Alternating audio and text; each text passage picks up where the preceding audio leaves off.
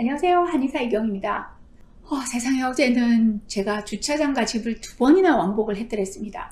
첫 번째는 차 키를 두고 나왔고, 두 번째는 최근에 살짝 헐거워진 현관문이 꼭 닫혔는지 확인 안 한 것이 종래 마음이 쓰여서 다시 또 올라가 볼 수밖에 없었답니다.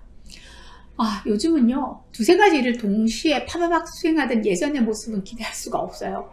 물론 몸매도 변하고 피부도 변하고 늙지 않는 것이 없겠습니다만, 내 활동이 현저하게 줄어든 느낌을 받을 땐 정말 노화를 실감하며 우울해지기도 합니다. 정신의 젊음만은 최대한 오래오래 누리고 싶은 것이 저만의 바람은 아닐 텐데요. 그런데 현실은 반대로 가고 있어서요. 파킨슨 환자 인구도 점차 늘어나고 있고 치매 연령도 젊어진다는 보고를 접할 때마다 마음이 착잡해지죠. 이대로 순응하며 살까요?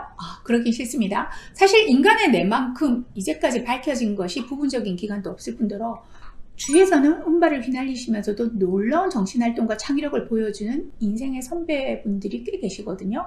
자, 그런 분들을 보다 보면 좀 더 명석한 50대, 60대, 그리고 70대를 맡고 싶은 욕심이 불끈불끈 생깁니다. 더불어 뇌가 건강하면요, 육체의 건강도 따라오게 됩니다. 자, 우리의 육체는 사령탑인 뇌의 제어로 움직이는 만큼 뇌가 건강하면 신체에도 활력을 띠고 삶의 질도 올라가는 것은 확실하죠. 이래저래 젊고 활발한 뇌를 꼭 지키고 싶은데요. 그래서 오늘은 뇌 활력 키우는 방법들을 공유해 볼까 합니다. 젊은 뇌 만드는 생활 속 건강법, 오늘은 특별히 4가지를 소개해 드릴 건데요. 사실 다 생활 속에서 하는 방법인 만큼 여러분들이 조금만 신경 쓰신다면 충분히 실천하실 수 있는 항목들입니다. 우선 첫 번째, TV 볼륨을 꺼라입니다. 볼륨을 줄이고 어떻게 내용을 알아 하실 텐데요. 자, 우리의 뇌는요, 계속적으로 자극을 주어야 젊어지고 단련됩니다. 그런데 익숙한 방식대로 살면 신선한 자극을 좋아하는 뇌세포가 점차 퇴화하고 기능도 떨어지게 되죠. 우리의 뇌는 어떤 자극을 받고 교육을 받느냐에 따라 뇌 회로가 치밀해지기도 하고 엉성해지기도 하죠.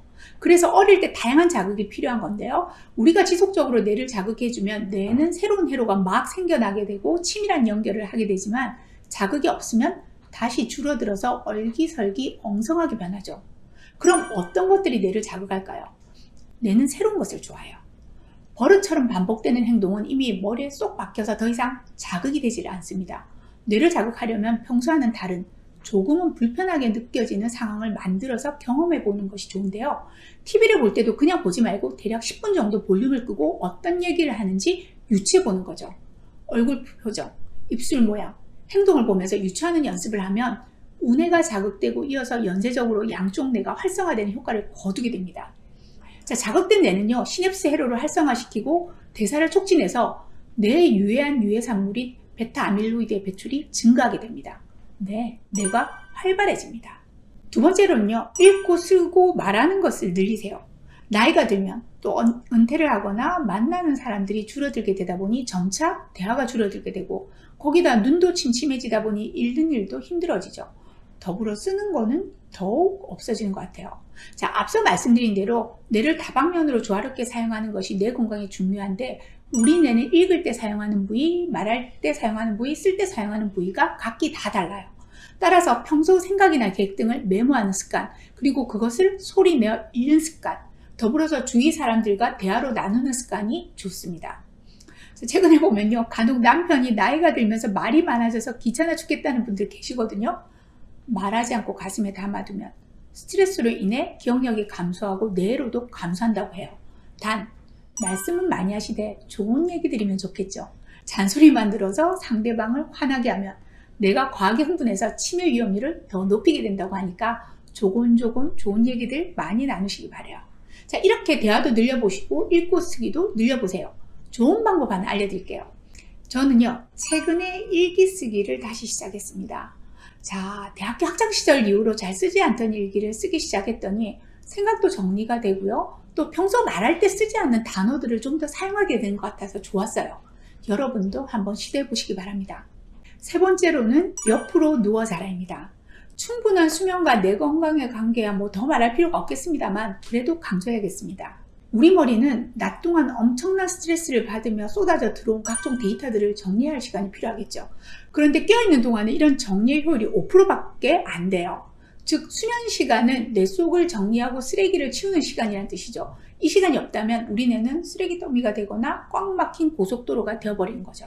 그런데 미국에서 발표한 한 연구 결과를 보면 옆으로 누워 자게 되면 낮에 쌓인 뇌의 노폐물, 그러니까 베타 아밀로이드나 타우 단백질과 같은 독소들이 더 효율적으로 배출돼서 파킨슨 질환이나 치매와 같은 질환 예방에 도움이 된다고 합니다. 자, 마지막 방법은요, 정말 환자분들 보면서 실감하는 부분이기도 한데요. 젊고 매력적인 중년이 되기 위해서는 BMW를 타라입니다. 이런 말 함부로 하면 되냐고요? 여기에서 BMW는요, B, 버스, M은요, 메트로, 그리고 W는 워킹입니다. 즉, 많이 움직이라는 뜻인데요. 집안일을 열심히 하고 많이 움직이는 사람은 치매 발생 빈도 15%가 감소했다고 하고요. 손, 발, 근력이 상위 10%인 사람은 치매 위험이 60%나 감소했다는 연구 결과가 있어요. 20살만 넘으면 하루 수천, 수만 개의 신경세포가 죽고 우리의 기억력은 나날이 떨어지게 되는데요. 그런데 두뇌 활동, 육체적인 활동, 봉사활동 중 한 가지만 해도 기억력 감퇴에는 도움이 되는데 만약 여기서 두 가지를 하면 더욱 쌩쌩한 뇌가 되고요. 이 세 가지 모두를 하면 기억력 감퇴가 가장 많이 줄어들고 뇌 기능이 향상된다는 연구 결과가 있습니다. 흰머리와 피부 주름에도 불구하고 눈빛이 반짝거리는 매력적인 중년의 뇌생남, 뇌생녀가 되기 위해서 오늘부터 한번 도전해 보시기 바랍니다. 자, 도움되셨으면 구독과 좋아요, 알람 부탁드립니다. 감사합니다.